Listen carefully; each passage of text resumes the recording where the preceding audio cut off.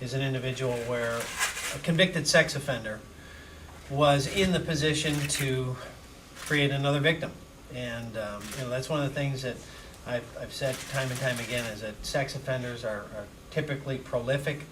They typically repeat their offending, and we have another victim. And in this situation, we had an individual who had been previously convicted of criminal sexual conduct, who was a convicted sex offender, and obviously was in a place in the community to create another victim.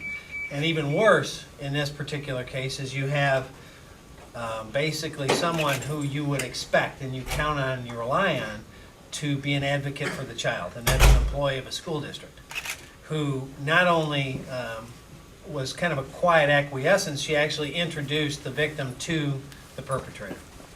And for us, that's a stunning disconnect, where you have a woman who not only puts another child in potential harm's way, but a woman who's employed by a school district. Continuing in this particular case, you had the woman who was an employee of Oxford schools, Oxford High School in particular, who introduced the victim to the perpetrator when she was just 14 years of age.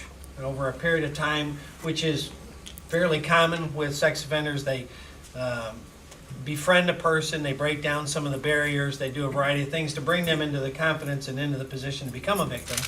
And that's what happened here. This 66-year-old resident, over a period of a couple of years, through this constant contact, then built it to a situation where he then victimized her.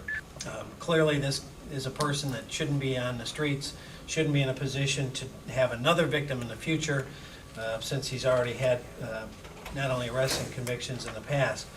The charges now levied against him are 3 counts of child sexual activity, 20-year felonies, 1 count of criminal sexual conduct in the 4th, 4 counts of felony possession of firearms, which you see the firearms that were confiscated, some 20 guns from his possession, and as a felon he's not allowed to have weaponry.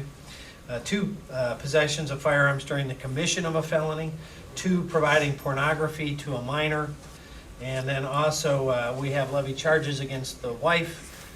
Frankly, I wish we could levy more.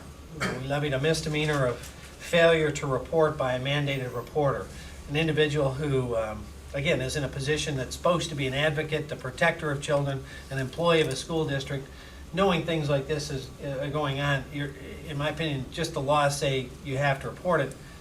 There's got to be a moral and ethical obligation, and obviously those bells and whistles weren't going off, and she failed on that front, and I wish we could charge her with more, but she's charged with a misdemeanor. So that's where we are as it relates to this. We're also investigating forensically 5 computers that were seized from the home. There may be potential charges based on the results of the forensic examination of those computers.